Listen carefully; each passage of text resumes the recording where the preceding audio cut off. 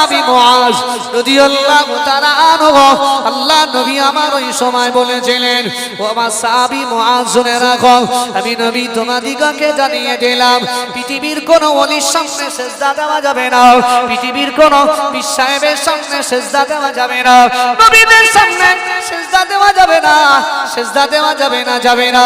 ওই সময় নবী আমার বলেছিলেন, ও আমার সাহাবী মুআজ শুনে রাখো, লাউ কুনতু আমিরান আহাদান ইয়াসজুদা, আমি আল্লাহর পরে যদি কাউকে দ্বিতীয় কাউকে সিজদা করার আদেশ করতাম তো নিশ্চিত লা উমিরতুল মারআতা আন তাসজুদা লিজাওজিহা। নবী আমার বললেন, আল্লাহর পরে যদি দ্বিতীয় কাউকে সিজদা করার আদেশ করতাম পৃথিবীর নারীদেরকে বলতাম, পৃথিবীর স্ত্রীদেরকে বলতাম, ও দুনিয়ার নারীরা, ও দুনিয়ার স্ত্রীরা, তোমরা তোমাদের স্বামীকে সিজদা করো, সিজদা করো। আর দুনিয়ার পুরুষেরা, আর দুনিয়ার নারীরা, এবার আমার প্রশ্ন একবার বলো, পৃথিবীতে বহু সম্পর্ক রয়েছে, পৃথিবীতে বহু সম্পর্ক রয়েছে, সিজদার ব্যাপারটা আল্লাহর নবী অন্য কোন সম্পর্কের সাথে জড়ান নেই, সিজদার ব্যাপারটা নবী আমার স্বামীকেই কেন জড়িয়েছে? খায়রপুরের ভাইরা, খায়রপুরের মায়েরা, আলোচনা ভালো করে বোঝার চেষ্টা করেন। এই আয়াতের ভিতরে আমার আল্লাহ দুটো বিষয় পরিষ্কার করেছেন। এক নাম্বার বিষয় হলো আমার আল্লাহ বলেন, আর রিজালু কাওয়ামুনা আলান নিসাই, আমি আল্লাহ পাক পৃথিবীতে পুরুষদেরকে নারীদের কর্তা আমি আল্লাহ বানিয়েছি, এক নম্বরে। দুই নম্বরে আল্লাহ পাক বলেন, ওয়াবিমা আনফাকু মিন আমওয়ালিহিম, দুই নম্বরে পুরুষরা নারীদের পিছনে অর্থ খরচ করে। দুটো ব্যাপার। এখন পৃথিবীর নারীরা তো বলতে পারে, না না না না না, আল্লাহ কেনই বা পুরুষদের কর্তৃত্ব দিয়েছেন, আল্লাহ কেন নারীদেরকে স্বামীদের উপরে কর্তৃত্ব দিল না? প্রশ্ন করতে পারে না, পারে না? স্বামীদের কর্তৃত্ব স্ত্রীদের উপরে রয়েছে, তো স্ত্রীদের কর্তৃত্ব কেন থাকবে না? স্বামীদের থেকে স্ত্রীর মর্যাদা বেশি দিয়ে স্বামীর কম দেখার দরকার ছিল? ভাইরা, আমাদের সৃষ্টি করেছেন কে? বাবা আপনাদের অসুবিধা একটু আমার সঙ্গে হাগু দেবেন। সৃষ্টি করেছেন কে? আল্লাহ।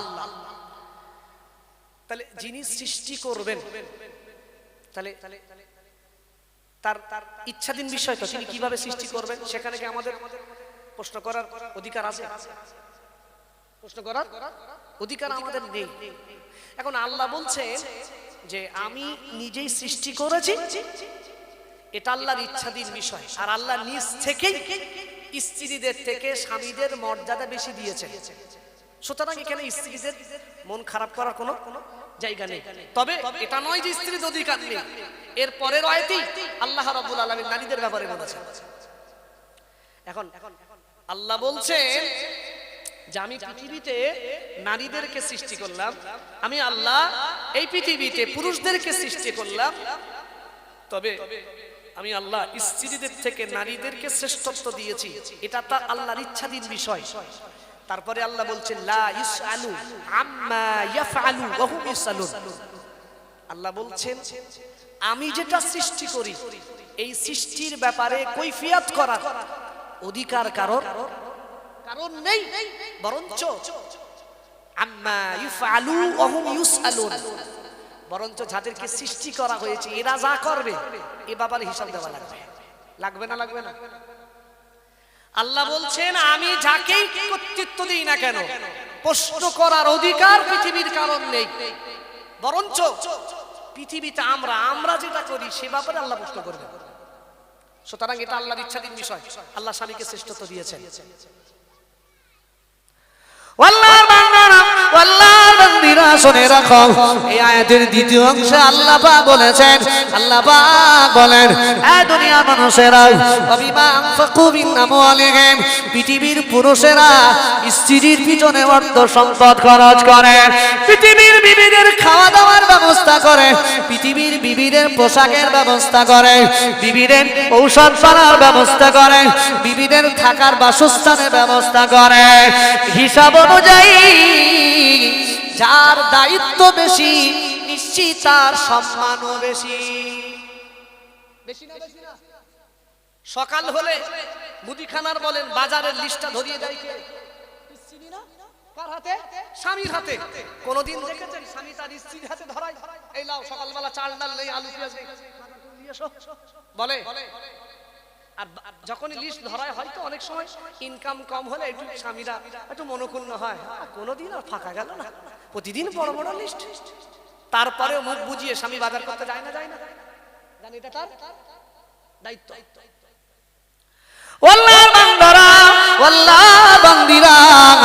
এবার ঠান্ডা মাথায় বুঝে নেন আল্লাহ পাকের নবী জানিয়ে দিয়েছেন, এই দুনিয়ার মানুষেরা আমি নবী তোমাদিগকে জানিয়ে দিলাম, মনে রাখো সংসারটা হলো একটা বড় সফর, সংসারটা হলো বহুদিনের লম্বা সফর। লম্বা সফর করতে গেলে, সংসার নামক গাড়ি চালাতে গেলে একজনকে দায়িত্বশীল হতে হয়, নিশ্চয়ই আমার আল্লাহ এই জন্য সংসার নামক গাড়িটা চালানোর জন্য আল্লাহ পাক বলেন আর রিজালু কাওয়ামুনা আলান নিসাই, আমি আল্লাহ সংসার নামক গাড়িটাকে সুন্দর করে চালানোর জন্য আমি আল্লাহ ওই গাড়িতে স্বামীকে আমি আল্লাহ দায়িত্বশীল করে বানিয়েছি। বলেন সুবহানাল্লাহ, আরো জোরে বলেন সুবহানাল্লাহ। শুধু তাই না, নবী আমার বলেন ও আমার সাহাবীরা মনে রাখো, ও আমার সাহাবারা মনে রাখো, আমি নবী তোমাদেরকে বলছি, তোমরা যদি কোথাও সফর করো, সফরটা একদিনের হোক, এক সপ্তাহ হোক, 10 দিনের হোক, 1 মাসের হোক, দুইজন মিলেও যদি সফর করো, তোমরা একজন আর একজনকে আমির বানিয়ে নেবে, নেতা বানিয়ে নেবে। একজন হয়ে যাবে নেতা, আর একজন ওই নেতার অনুকূলে তোমরা চলতে থাকবে। নিশ্চয়ই দেখবে নেতার অনুকূলে চললে তোমাদের সফরটা সুন্দর হবে, তোমাদের সফরটা ভালো হবে।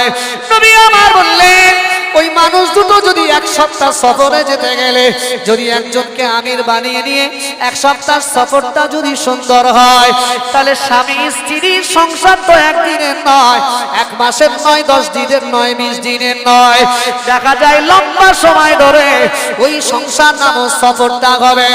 ওই সংসারে যদি স্বামীও মোড়ল হয় আর স্ত্রীও মোড়ল হয়, সকাল বিকাল ঝামেলা হবে কি হবে না? হবে না? রাসূল বলছেন সফর করলে যদি দুজনও হয় সফরের সঙ্গী, তোমরা একজন আমির হবে আর একজন তার অনুকূলে চলবে, তাহলে কি হবে? সফরটা ভালো হবে। দেখুন না, অনেক সময় কি হয়, কাজের থেকে যখন মোড়ল বেশি লোক বলে না কাজ কম হচ্ছে, মোড়লগিরি বেশি দেখাচ্ছে, এরা বলে না? আজমির একটা গাড়ি করেছে, মনে করেন যে একজন গাড়ি করেছে, একজন সে গাড়ি করেছে না, ও জামাটা ছেড়া ওর কেউ দাম দেয় না। এখন ভাই মনে করেন এত দূরে যাবে, একটা গাড়িতে 50-60 জন মানুষ থাকে, একটা লম্বা সফর, তাহলে অবশ্যই সেখানে একজনকে দায়িত্বশীল বানাতে হবে, নেতা আমির বানাতে হবে, তার অনুকূলে সবাইকে চলা লাগবে, তাহলে সফরটা ভালো হবে। আর যদি সবাই মোড়ল হয়, বলবো আজকে ডিম রান্না হোক, ডিম খালি গ্যাস হচ্ছে, সবই হোক, মাছ হোক, ঝামেলা হবে না? হজে গেলেও ঝগড়া, কোথায় গিয়ে মক্কা মদিনায় গিয়েও ঝামেলা, এরকম কিছু লোক আছে ভাই, বুঝবার ব্যাপার। 10 দিন, 15 দিন, 20 দিনের সফরে রাসূল বলেছেন তোমরা দুজনও যদি সঙ্গী হও, একজনকে আমির বানাবে, একজন তার অনুকূলে চলবে, দেখবে সফরটা ভালো হবে। তাহলে দুজনের সফর যদি 1 সপ্তাহ সফরে যদি একজনকে আমির বানাতে হয়, তাহলে সংসার নামীয় সফরটা 2-4 দিনের না অনেক দিনের। তাহলে এই সংসারটাকে সুন্দর করতে গেলে একজনকে দায়িত্বশীল হওয়া লাগবে কি লাগবে না?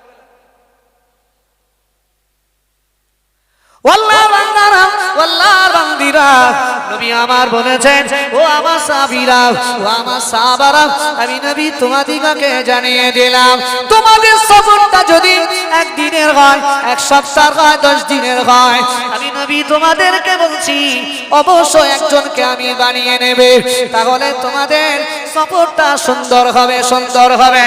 এই জন্য নবী আমার বলে আমার আল্লাহ সংসার নামক সফরটা সুন্দর করতে গিয়ে আমার আল্লাহ স্বামীদেরকে আমার আল্লাহ কর্তা বানিয়ে দিয়েছে, স্বামীদেরকে নেতা বানিয়ে দিয়েছে, স্বামীদেরকে আমির বানিয়ে দিয়েছে। আর পৃথিবীর নারীদের উচিত ওই আমিরের তত্ত্বাবধানে চলা, কি করা? পৃথিবীর নারীদের উচিত স্বামীদের তত্ত্বাবধানে চলা, মোড়লগিরি না দেখানো। আর সেই লোক বলে না, ওগা বাড়ি কি যাবো, ওগা বাড়ি ওগা বউ মোড়ল। আর ভাই বউ মোড়ল হলেই সমস্যা হবে না? হবে না? এক কথা বলে আল্লাহর বান্দারা, আল্লাহর বান্দিরা, ভালো করে বুঝে নেন, বুঝে নেন। ও আমার মায়েরা, বোনেরা, আমার আলোচনাগুলো শুনে মনে দুঃখ নেবেন না, কষ্ট নেবেন না। নিশ্চিত আপনাদের ব্যাপার আল্লাহ পাক জানিয়ে দিয়েছেন যে পৃথিবীতে নারীদেরকেও অবশ্যই স্বামীদের উপরে মর্যাদা দিয়েছে। যেমন নারীদের উপরে পুরুষদের সম্মান দিয়েছে, ঠিক তেমনি পুরুষদের উপরে স্বামীদের, পুরুষদের উপরে নারীদেরকে আল্লাহ সম্মান দিয়েছে। আর দুনিয়া নারীরা, রাগ করো না, রাগ করো না। প্রথম আলোচনাগুলো স্বামীদের সম্মানের ব্যাপারে আল্লাহ করেছেন। আর দুনিয়ার মানুষেরা, নবী আমার বললেন তোমরা অবশ্যই তোমাদের স্বামীদের অনুকূলে চলবে, তাহলে তোমাদের সংসারগুলো সুন্দর হবে, সুন্দর হবে। চলে আসো, হাদিসের ভিতরে কিছু কোটেশন এসেছে, স্বামীদের কত মর্যাদা আল্লাহ দিয়েছে, স্বামীদের কত সম্মান আল্লাহ দিয়েছে, স্বামীদের এত ইজ্জত দিয়েছে।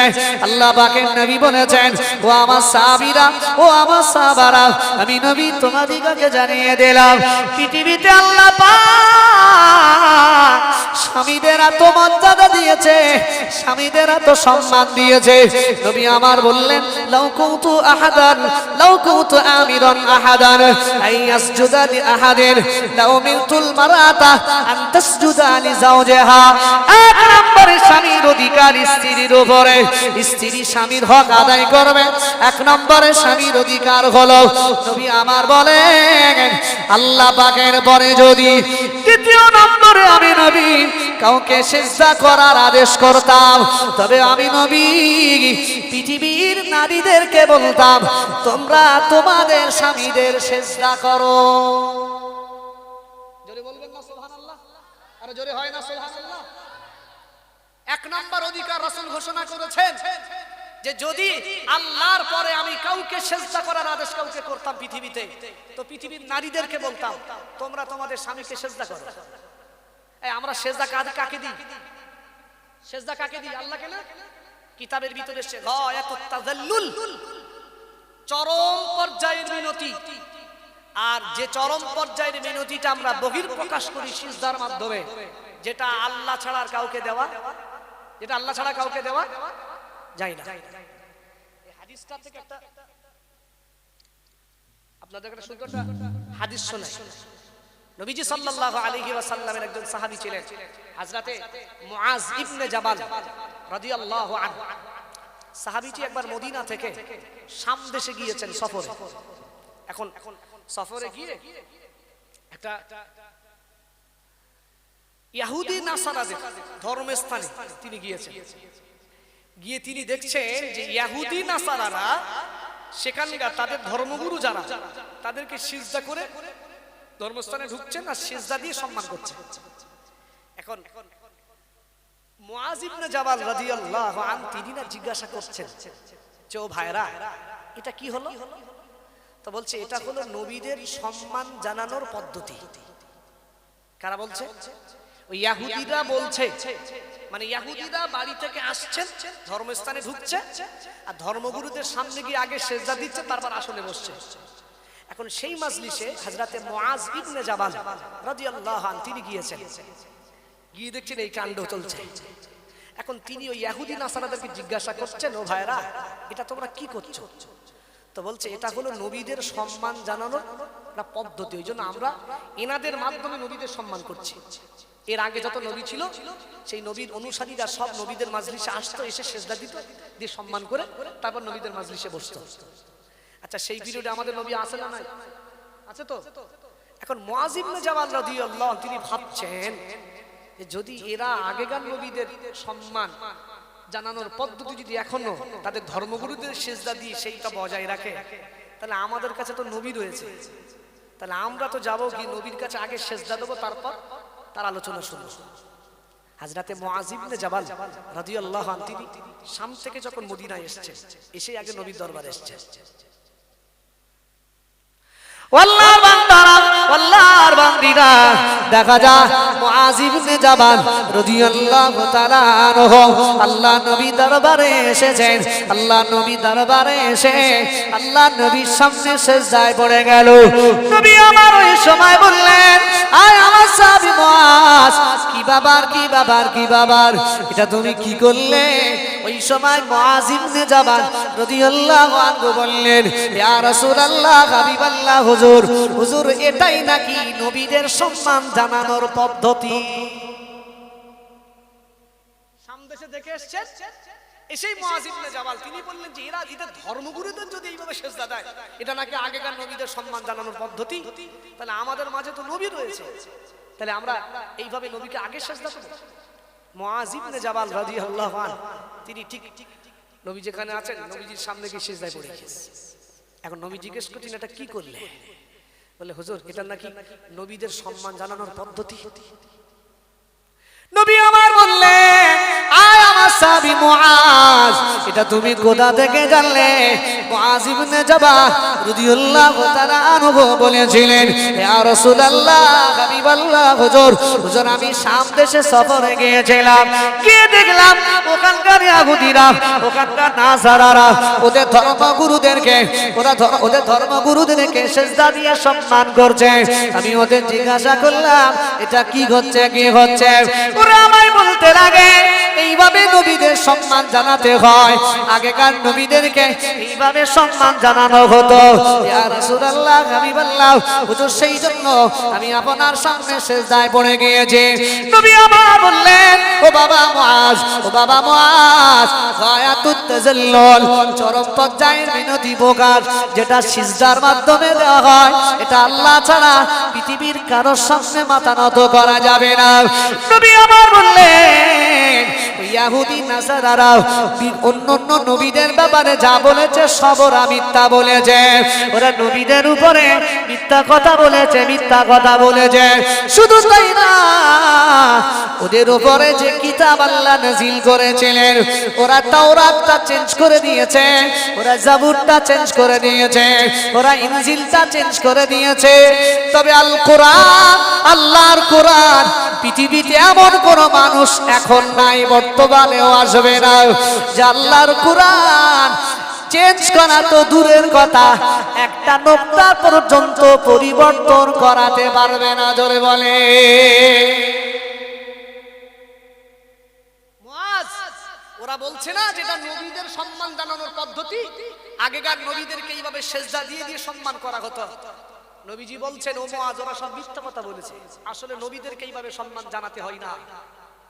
সিজদা গায়াতুত তাজাল্লুল, চরম পর্যায়ে মিনতি, যেটা আমরা সিজদার মাধ্যমে বহিঃপ্রকাশ ঘটাই, এটা আল্লাহ ছাড়া পৃথিবীর কারোর সামনে মাথা নত করা যাবে। নবীর সামনে মাথা নত করলে কাফের হয়ে যাবে। কি হয়ে যাবে? নবীর সামনে মাথা নত করলে কাফের হয়ে যাবে। সিজদা আল্লাহ ছাড়া দ্বিতীয় কারোর জন্য।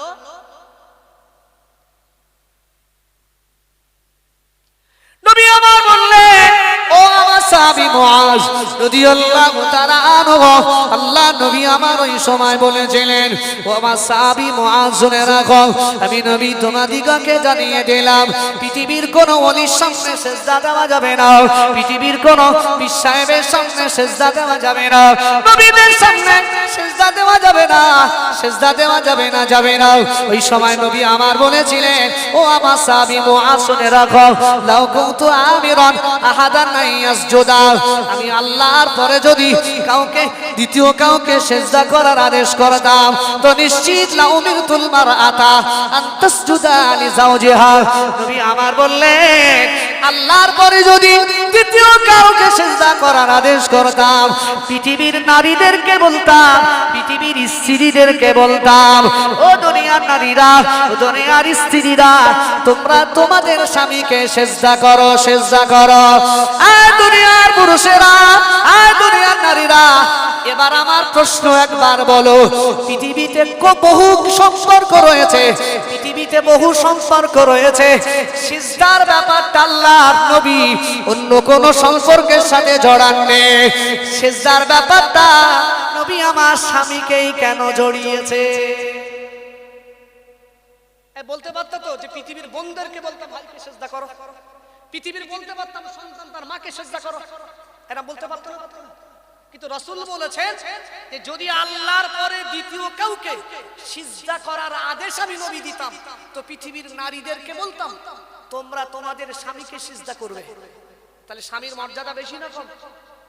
তবে স্বামীদেরকে সিজদা দেওয়া, রাসূল বললেন তাকে তো সিজদা দেওয়া যাবে না, তবে স্বামীদের সম্মান, একজন স্ত্রী একজন নারী সে যখন বিবাহ করে স্বামীর ঘরে চলে যায়, আল্লাহ এবং রাসূল এই দুইজনের পরে সবথেকে মহব্বতের বস্তু হলো, মহব্বতের মানুষ হলো ওই নারীর কাছে তার স্বামী।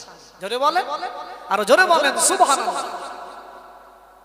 যখন একটা নারীর বিবাহ হয়ে যাবে, সে যখন স্বামীর ঘরে চলে যাবে, আল্লাহ রাসূল এই দুইজনের পরেই সবথেকে মহব্বতের মানুষটা হলো ওই মহিলার কাছে তার স্বামী।